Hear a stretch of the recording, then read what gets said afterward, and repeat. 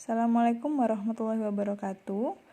Materi hari ini adalah masih mengenai teknik integrasi, yaitu dengan subbab integral pecahan parsial. Untuk integral pecahan parsial ini digunakan jika apabila kita akan mengintegralkan suatu fungsi pecahan yang pembilang maupun penyebutnya itu tidak ada hubungan satu sama lain atau tidak ada hubungan diferensial antara satu dengan yang lainnya.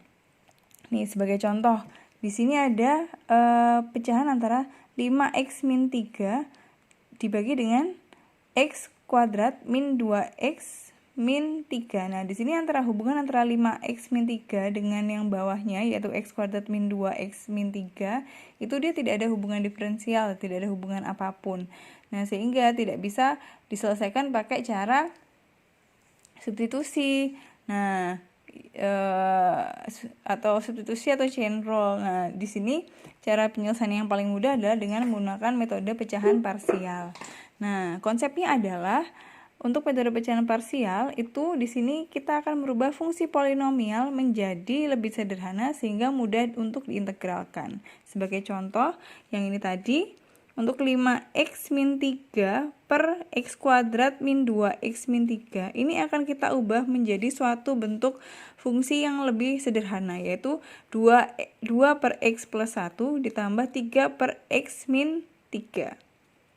Sehingga nanti pada saat mengintegralkannya, kita cukup mengintegralkan yang sederhana ini. Jadi integral dari 2 per x plus 1 ditambah integral dari 3 per x min 3. Di mana integralnya pecahan yang ini akan lebih sederhana dan lebih mudah untuk diselesaikan daripada pecahan yang sebelah kirinya. Nah, sehingga apa hasilnya? Di sini 2 ln x plus 1 ditambah 3 ln x min 3 plus c.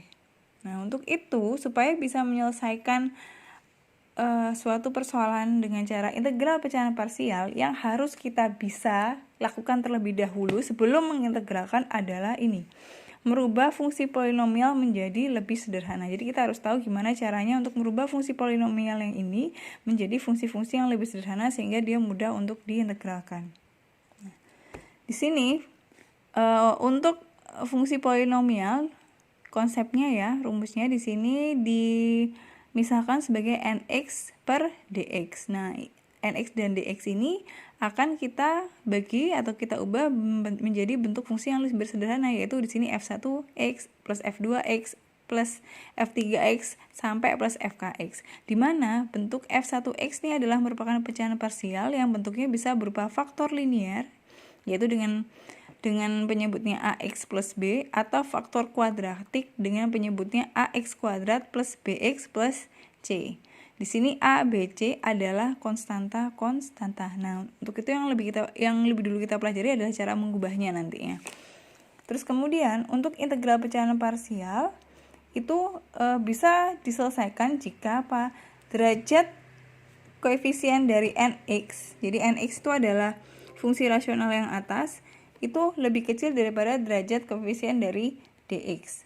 Kemudian kita harus tahu juga pemfaktoran dari dx-nya itu apa. Seperti ini ya. Di sini kan dx-nya adalah di sini x kuadrat min 2x min 3. Nah, di sini kita harus tahu faktornya adalah x plus 1 dikali x min 3. Kemudian syarat tadi sebelumnya derajatnya n harus lebih kecil daripada derajatnya dx. Di sini untuk derajatnya nx adalah 1 ya, pangkat 1, derajatnya dx adalah pangkat 2, sehingga untuk persamaan ini metode pecahan parsial bisa digunakan.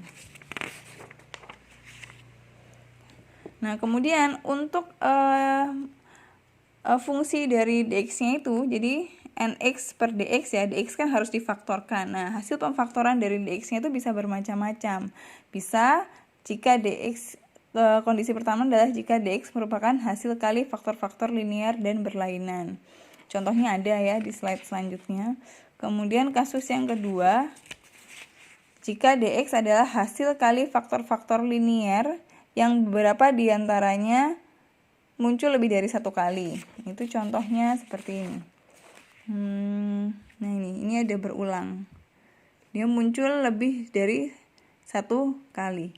Kemudian jika dx adalah hasil kali satu atau lebih faktor-faktor kuadrat irreducible yang berbeda dan kemungkinan juga beberapa faktor linear.